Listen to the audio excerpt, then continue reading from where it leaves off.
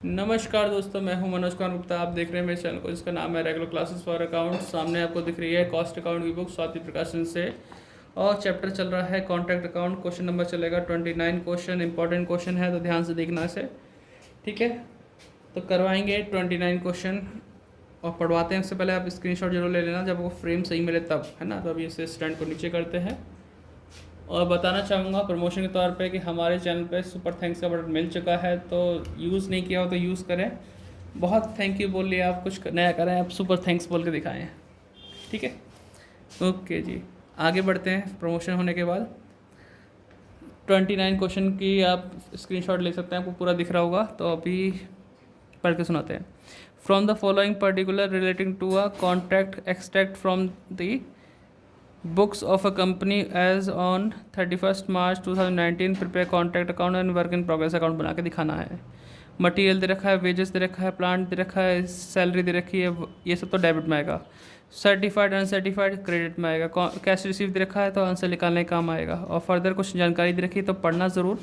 ये कॉन्ट्रैक्ट कब स्टार्ट हुआ था? 1 अक्टूबर को, और ये कब ख़त्म हुआ है अकाउंट हमारा? 31 मार्च को। 6 महीने का समय मिलता है। द वेजेस फॉर वीक, फिर से पढ़ते हैं।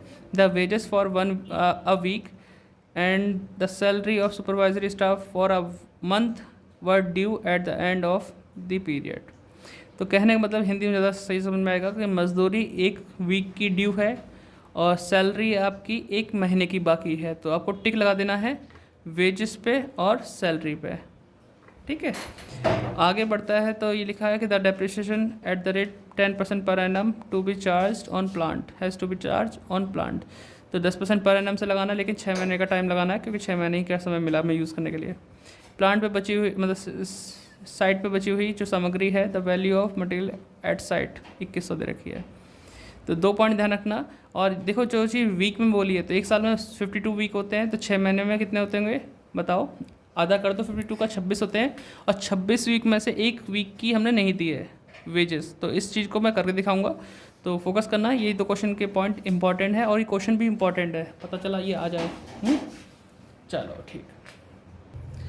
तो चलो अब हमने लाइन तो खींच ली है, स्टार्ट करते हैं। तो ये पता है आपको, ये कॉन्ट्रैक्ट लिया था जो स्टार्ट किया कार्य 1 अक्टूबर 2018 से किया था। तो 1/10/2018 डैश लगाना पड़ेगा, ठीक है। 1 अक्टूबर 2018 लिखा है मैंने यहाँ पे। टू मटीरियल 45,000 का। फिर इसके बाद है वेजेस, और वेजेस पे टिक लगा हुआ है ना। तो वेजेस है 25,000 की, तो अंदर साइड में लिखेंगे 25,000। ये पॉइंट नहीं है, वो गलती से वैसे लिख किया है, कुछ भी नहीं है, ठीक है। प्लस इसमें बोला ड्यू है, वेजेस ड्यू है 1 वीक की।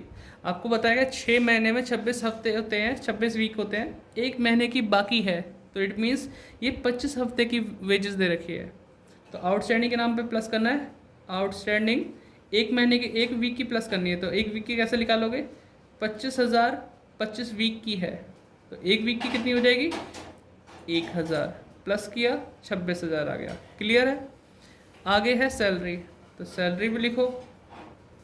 सैलरी पे भी टिक लगा हुआ है, तो 2750। एक बीच में प्लांट का पॉइंट रह गया, ये बाद में लिख देंगे, पहले सैलरी देख लो।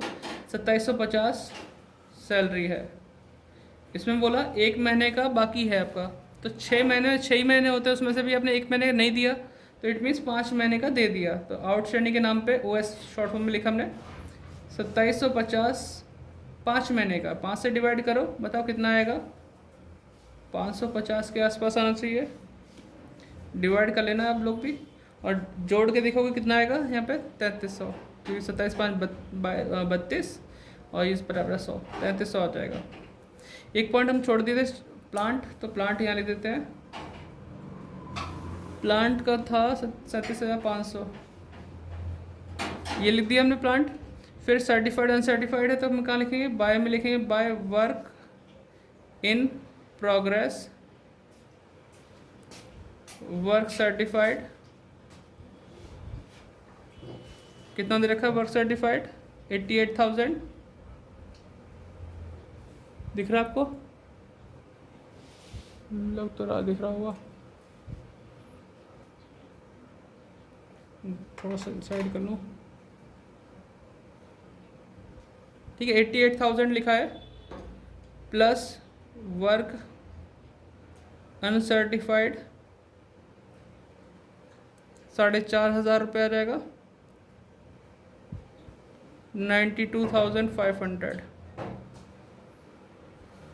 ठीक है, ये आ गया हमारे पास। इसके बाद हमारे पास यहाँ पे दे रखा था, यहाँ तक का काम पूरा हो गया। ये कैश रिसीव बाद में आएगा क्वेश्चन सॉल्व करने टाइम पे। यहाँ पे दोनों पॉइंट हमने सॉल्व कर लिए। प्लांट पे डैप लगाना है और बची हुई सामग्री कितनी है, 2100। तो बाय मटेरियल एट साइट 2100। ठीक है, बाय, अब प्लांट एट साइट भी तो लिखना होगा। प्लांट आया था 37,500 का, 37,500 का आया प्लांट। इसमें तो कुछ हुआ नहीं कि हमने वापस किया हो, ये किया हो गया, वो कुछ नहीं है, बस डैप लगानी है इस पर।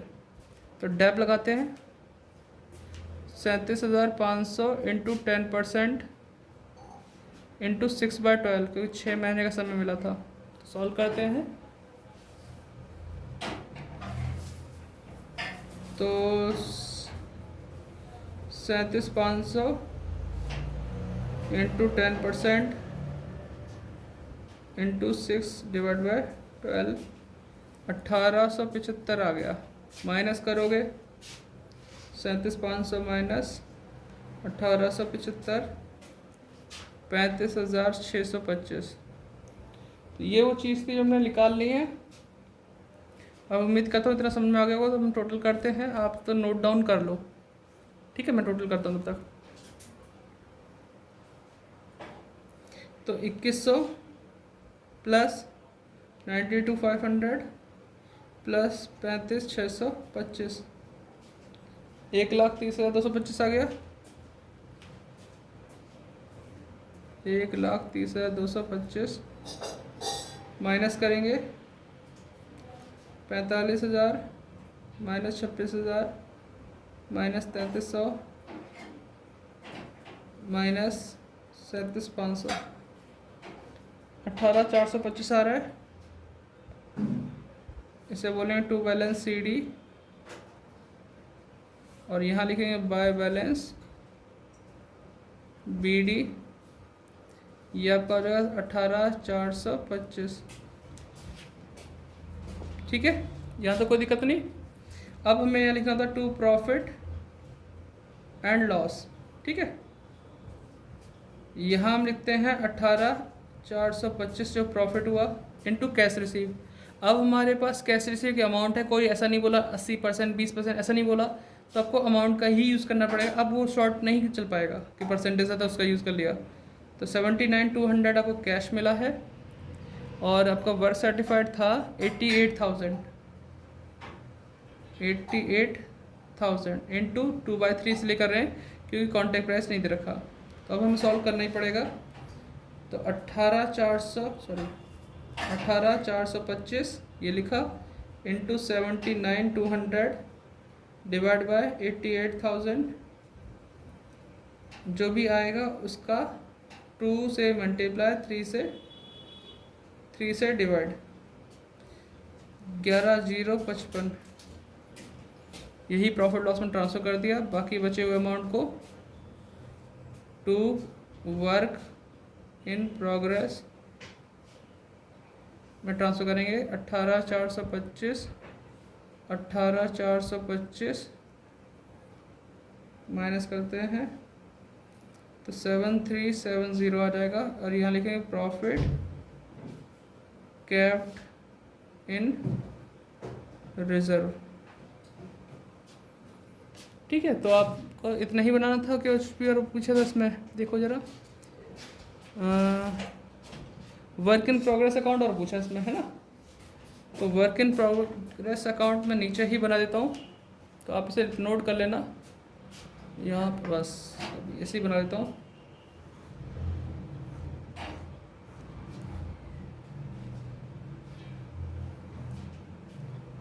Work in progress account, date particular amount, date particular amount. ठीक, इतना करने के बाद अब हमें देखना है वर्क इन प्रोग्रेस यहाँ भी है, यहाँ भी है, तो बाय वाला टू में आएगा, टू कॉन्ट्रैक्ट अकाउंट कितना था 92,500, और ये वाला आएगा बाय में कॉन्ट्रैक्ट अकाउंट 7370, और 31 दिसंबर का ही होगा। तो बैलेंस जो बचेगा 92,500, ये ज़्यादा है, 92,500 माइनस करके आ जाएगा बाय बैलेंस CD, ठीक है। 92,500 माइनस 7370, 85130। इसका आंसर तो नहीं दे रखा, बस इतना ही आएगा बैलेंस CD में, ठीक है। 31 दिसंबर, क्योंकि हमने ये वर्क इन प्रोग्रेस का पैसा अमाउंट यहाँ डाल दिया इस साइड, और ये वाला वर्क इन प्रोग्रेस इधर डाल दिया अकाउंट के नाम से, कॉन्ट्रैक्ट अकाउंट के नाम से। जो बचा हमने बैलेंस CD लिख दिया 85130, ठीक है। तो आप लिखना चाहो तो लिख लो इसे। उम्मीद करता हूँ क्वेश्चन समझ में आएगा। कुछ डाउट हो तो कमेंट करके पूछना, फिर मिलते हैं नेक्स्ट वीडियो में। लेकिन एक भाई का कमेंट आया था कि इसके बाद मतलब वो चाह रहे हैं कि MHR मटेरियल MHR और ऑपरेटिंग कॉस्टिंग का चैप्टर कराऊं। कुछ भाइयों के कमेंट थे कि वो टेंडर प्राइस वगैरह कराओ। अगर टेंडर प्राइस करना है तो उसके लिए मुझे कॉस्ट शीट कराना होगा, कॉस्ट शीट के बाद टेंडर प्राइस होगा, ठीक है। तो मटेरियल और उसका ऑपरेटिंग कॉस्टिंग की कुछ वीडियो तो पड़ी है चैनल पे, तो उससे कर सकते हो। लेकिन पहले मैं वो सोच रहा हूँ टेंडर रीजन का निपटा दूँ, क्योंकि पेपर तो भले ही जून में जुलाई में ही है, इसका पेपर लेट गया है, यार तो 29 जून को है, फिर जुलाई में, ऐसे कुछ डेट शीट देखनी पड़ेगी। तो गैप है अभी हमारे 2 महीने का, दोस्तों 2 महीने में हम खींच देंगे इसको। मई का पूरा महीना, जून का एंड में ही है, तो जून का भी महीना मिल गया, ठीक है। Bye bye. बताना टेंडर ज़्यादा इंपॉर्टेंट है या फिर MHR।